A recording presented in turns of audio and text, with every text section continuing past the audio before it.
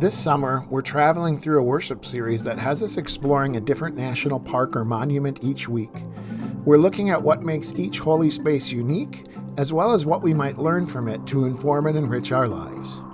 Today's focus is on Mount Rainier National Park in what is now Washington State, and our theme is Revelation. As we celebrate the sacredness of our preserved lands, we also need to acknowledge the sacredness of these places to the first people who lived here, as well as the injustices that caused great harm.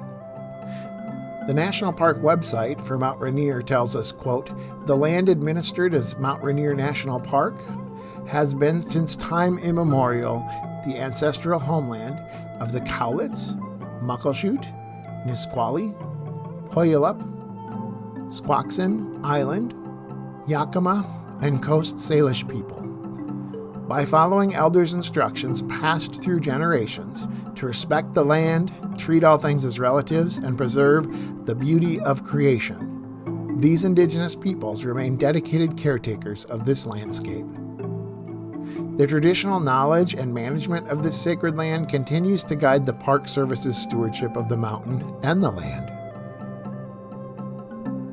For over 10,000 years, the ancestors of modern tribes came to the mountain seasonally to hunt and gather resources. In subalpine regions, early humans hunted mountain goats and gathered huckleberries and other plants. In the lower elevation forests, they collected cedar bark to weave into baskets and hats, and they fished in the many rivers flowing from the mountain.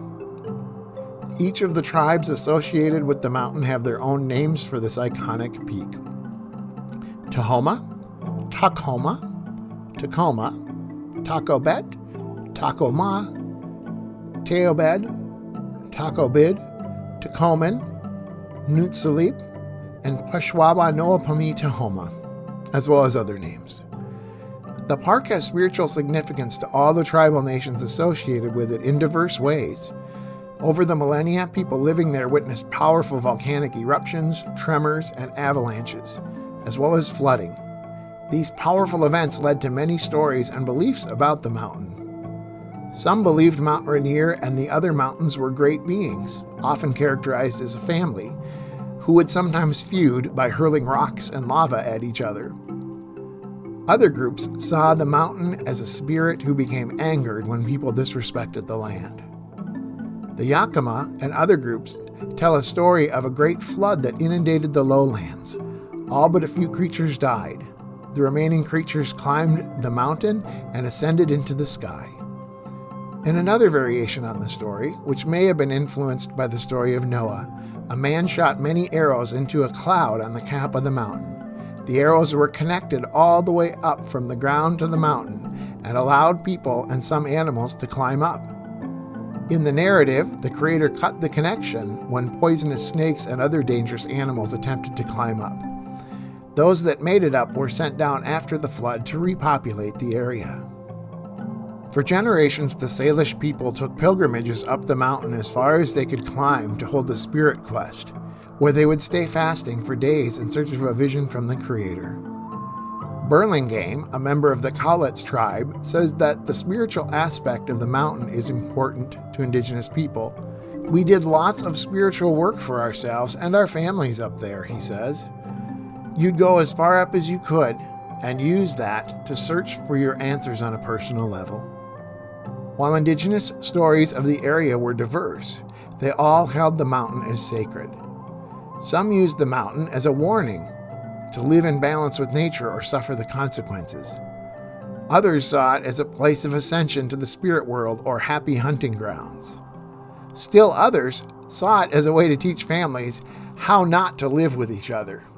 To many, this was a holy place of pilgrimage, a place where visions and revelations occurred, a place where humans spent time to reconnect with the holy and seek guidance in improving themselves.